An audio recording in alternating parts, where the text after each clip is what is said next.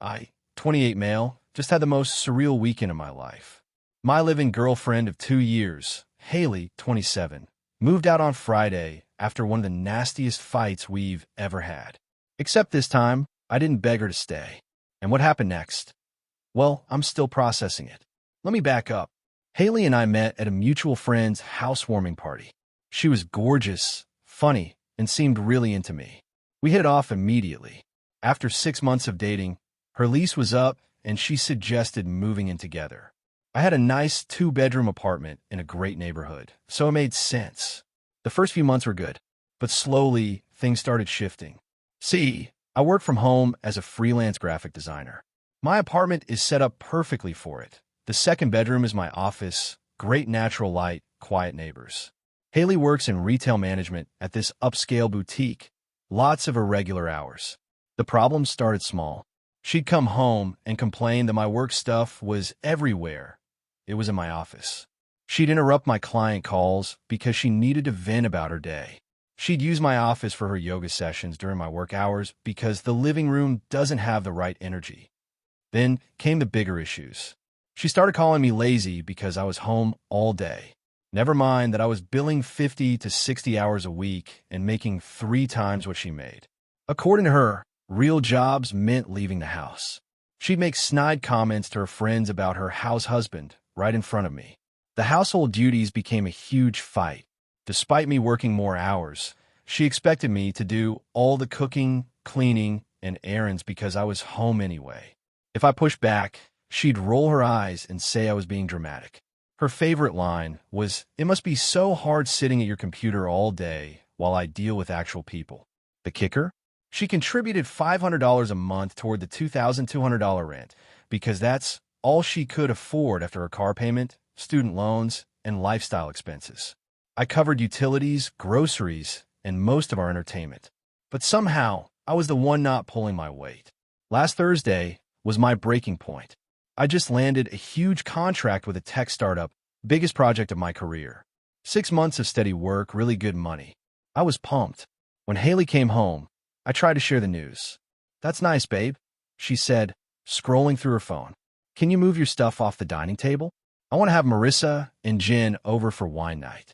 My stuff was the contract I was reviewing at the dining table because she was using my office for an Instagram photo shoot earlier. "Haley, this is a really big deal for me. Can you at least pretend to care?" She looked up from her phone with that expression. You know the one. Like you're a child having a tantrum. "Oh my God, Colin. Why do you always need validation for doing your job? I sold 3 designer bags today. Do you see me begging for a parade? That's not the same thing." "You're right. My job is harder. I have to deal with horrible customers while you sit here in your pajamas playing on your computer." I lost it. Not yelling, just done. "You know what? You're absolutely right. You do have it so much harder. Living here for practically nothing, having me cook your meals, clean up after you, while you treat me like hired help. Must be exhausting putting up with me." That's when she said it. Full eye roll, dripping with contempt. "You think you're the victim here? Please, I'm the one putting up with you." I stood up, looked her straight in the eye, and said, "You'll miss putting up with me." She laughed. Actually laughed. "Right? What'd I miss? Your weird work schedule? Your antisocial behavior? The fact that you're basically a hermit? Face it, Colin. I'm the best thing that ever happened to you. Without me, you'd just be some loser working from his apartment with no social life." "Then why stay?" "Because unlike you, I don't give up when things get tough. But you know what? Maybe I should. Maybe I'll go stay with Marissa for a while. Let you see how pathetic your life is without me." "Your key," I said, holding out my hand. "Excuse me.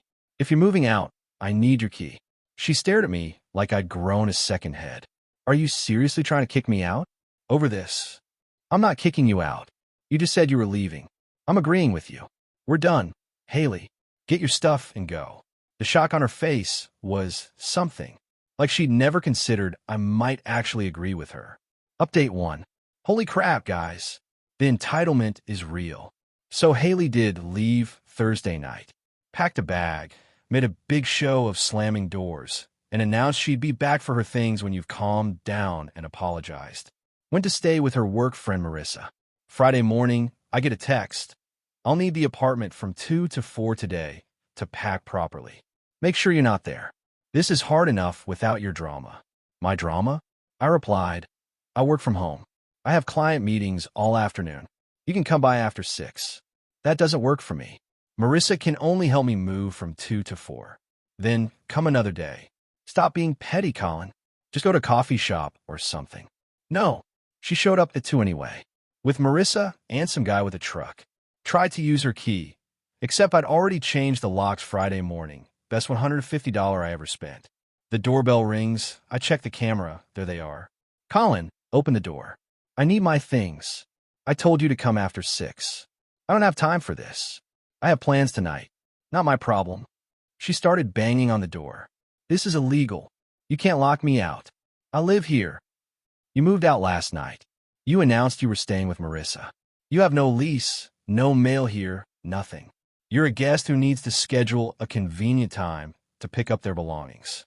Marissa chimed in. "Wow, Haley, he's even worse than you said. What kind of man treats a woman like this?" I didn't respond.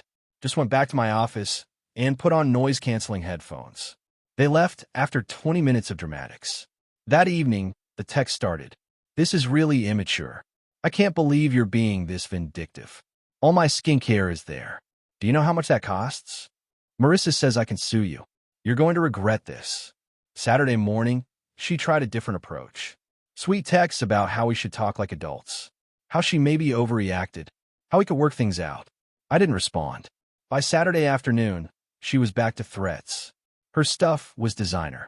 I'd owe her thousands if anything happened to it. She called the cops. She'd tell everyone what an abusive jerk I was. Here's the thing. I'd already carefully packed all her belongings. Everything. Clothes, shoes, jewelry, her precious skincare, even the half-empty shampoo bottles.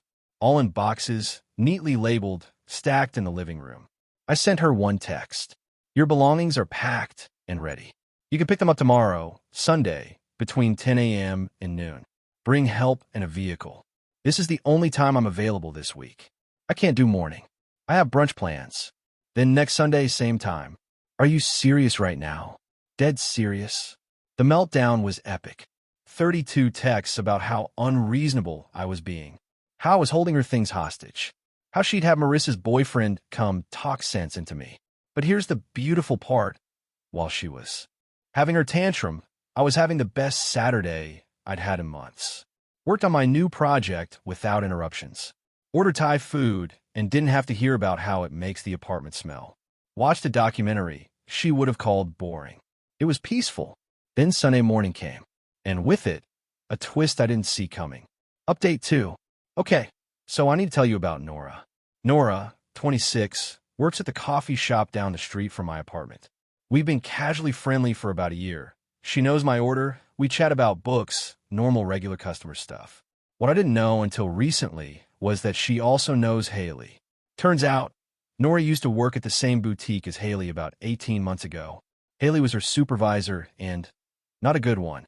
Nora quit after 6 months of being belittled, having her schedule jerked around, and being blamed for things that weren't her fault. The final straw was when Haley tried to write her up for unprofessional appearance because Nora's designer knockoff bag was bringing down the store's image. I learned all this Sunday morning when I went to grab coffee before Haley's pickup time. Nora asked if I was okay. Apparently, I looked stressed. I gave her the short version. Girlfriend moved out, coming to get her stuff, probably going to be dramatic about it. Nora's response? Wait, Haley Morrison? Tall, blonde, works at Luxe Boutique. Yeah, you know her? The look on Nora's face said everything. She told me the whole story. Then she said something that made me think. Can I ask you something? Did she ever contribute to rent? Because when I worked with her, she was always bragging about her investment properties and how smart she was with money. Investment properties? This was news to me. Haley always claimed she was broke after her bills. Also, Nora continued, be careful. When I quit, she tried to claim I stole merchandise. Thank God for security cameras. I bought my coffee and headed home, mind spinning. But I didn't have time to process because at 10:15, Haley showed up. With Marissa, Marissa's boyfriend, and 2 other girls I didn't recognize. 5 people for maybe 8 boxes of stuff. I opened the door but stood in the doorway. Boxes are right here. Please take them and go. Haley tried to push past me. I need to check the apartment. Make sure you didn't keep anything. Everything is in these boxes. I documented it all. I showed her my phone with photos of each box's contents. I don't trust you. Let me in. No. Marissa's boyfriend, trying to be intimidating. Dude, just let her check. Don't make this harder than it needs to be. It's not hard at all. Take the boxes and leave. Then Haley played her card. Fine. But I'm not leaving until you pay me back for the utilities I've been covering. I almost laughed. What utilities? I've been paying half of everything for 2 years. That's like thousands of dollars you owe me. Haley, you paid $500 a month total. Rent is $2,200. Utilities average $300. You haven't paid for anything except a small portion of rent. That's not true. I have receipts. Then show them. Obviously, she couldn't, because they didn't exist. The group started getting uncomfortable. One of the girls whispered something about needing to leave soon. Finally, they took the boxes. As they were loading the truck, Haley made one last attempt. You know you'll never find anyone else like me, right? No woman wants a guy who works from home all day. You'll be alone in this apartment until you die. Promise? I said. She stomped off, and that was supposed to be the end of it. Except Monday morning, I got an email from my biggest client asking about the concerning information they'd received about me. Someone had sent them a message claiming I was unreliable, unprofessional, and had substance abuse issues. 3 guesses who? Update 3. The client email situation got resolved quickly. I've been working with them for 3 years, never missed a deadline, and the anonymous email was so obviously fake that they mainly wanted to give me a heads up. They even forwarded it to me. It was sent from a throwaway Gmail account and sounded like it was written by someone who doesn't understand what I actually do for a living. Lots of vague accusations, no specific examples. Very Haley. But that wasn't the end of her extinction burst. I mean, her temper tantrum. Tuesday, I get a call from my landlord. Someone had called, claiming to be my girlfriend, and tried to add themselves to the lease. Said I'd agreed to it, but was too busy to come to the office myself. My landlord, bless him, has dealt with enough tenant drama to see through that immediately. He called me to confirm. I explained the situation, and he made a note in my file that no changes should be made without me physically present with ID. Wednesday was quiet. Too quiet. I should have known she was planning something. Thursday morning, I'm making coffee when I get a text from Nora. Hey, weird question. Your ex isn't blonde with a Michael Kors bag, is she? Because someone matching that description has been sitting outside the cafe for 2 hours watching your building. Stalking. Cool. I looked out my window, and sure enough, there was Haley's white Honda parked across the street. I could see her in the driver's seat, watching my building. I texted back. That's her. How long has she been there? Since we opened at 7. Wanting to call the cops. Not yet. Let's see what she does. I had a video call with a client at 10, so I made sure to position myself where she could see me through the window, working away, clearly unbothered. Around 11, she left. But here's where it gets interesting. Remember that coffee shop conversation with Nora about investment properties? I did some digging. Public records are beautiful things. Turns out, Haley's parents own 3 rental properties in the area. The student loans she was always complaining about paid off 2 years ago, according to her LinkedIn, where she bragged about it. Her struggle to afford anything beyond $500 rent, she was clearing at least $70,000 at that boutique. The woman was loaded, or at least comfortable. She just enjoyed making me subsidize her lifestyle while she saved and invested her money. Thursday evening, Nora texted again. Your ex just came in. She's asking my co-workers about you. When you come in, what you order if you come in with anyone. That's when I had an idea. A possibly petty, definitely satisfying idea. Hey, this is random, but are you still looking for a roommate? See, Nora had mentioned a few weeks ago that her roommate was moving out and she needed to find someone to split rent. She couldn't afford their place alone. Yeah, why? You know someone. Actually, me. If you're interested. Wait, what? I thought you had your own place. I do, but I've been thinking about downsizing. My lease is month to month now. Your place is what? A 2-bedroom? Yeah, in that converted Victorian on Park Street. $1,600 a month total. But are you serious? Dead serious. When can I see it? We arranged for me to come by Saturday morning. Yes, I was actually considering moving. Not because of Haley, because I realized I'd been holding on to that apartment for the wrong reasons. It was too big for just me, too expensive, and full of memories I didn't want anymore. Plus, the idea of Haley finding out I'd rather have a roommate than live with her again, that was just icing on the cake. Final update. I did it. I actually did it. And the universe provided the most perfect moment of poetic justice I could have asked for. So I went to see Nora's place that Saturday. It was perfect character, charm, actually affordable. The second bedroom was smaller than my current office, but had huge windows and gorgeous original hardwood. The landlord loved that I worked from home, less wear and tear, always someone around to receive packages. I signed the lease that afternoon. My favorite part? It's literally around the corner from the coffee shop. So all of Haley's stalking would be even more pointless now.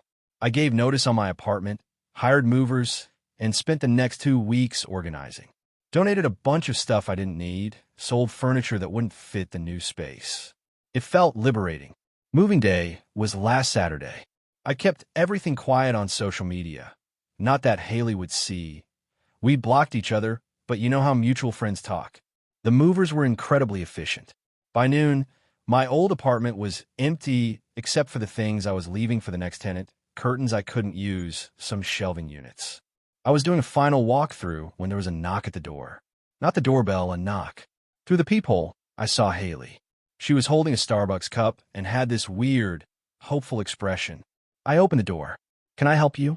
Her eyes went wide as she looked past me into the empty apartment. "You are moving?" "Yep. But where? When? Why didn't you tell me? Why would I tell you anything?" She pushed past me into the apartment, spinning around like she was in a movie. "This doesn't make sense. You love this place. You said it was perfect for your work. Things change. Is this because of me? Are you seriously so petty that you're moving just to prove a point?" "Not everything is about you, Haley."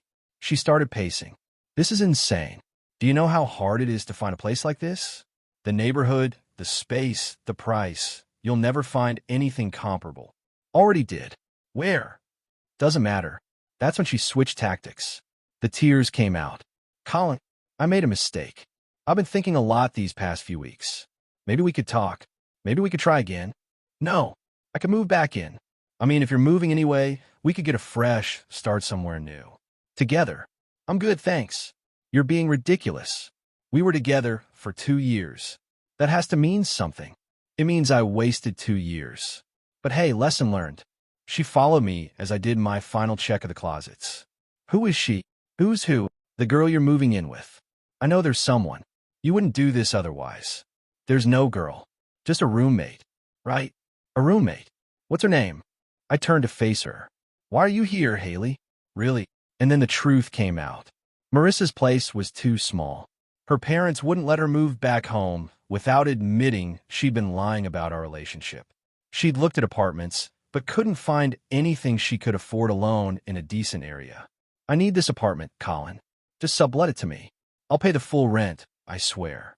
"It's already rented. New tenants move in Monday." The panic on her face was something.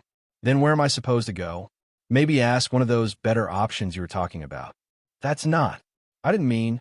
"Look, I said things I didn't mean. We both did. But you're really going to leave me homeless out of spite?" "You're not homeless. You have options. Use them."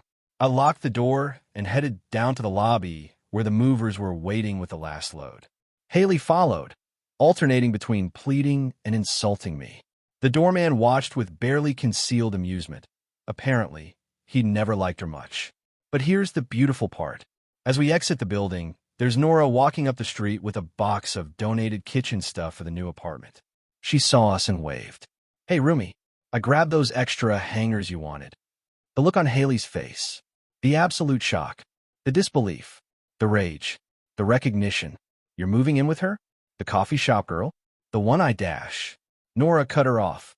"The one you try to get fired for having a knockoff purse?" "Yeah, that's me." "Hi, Haley. How's the boutique?"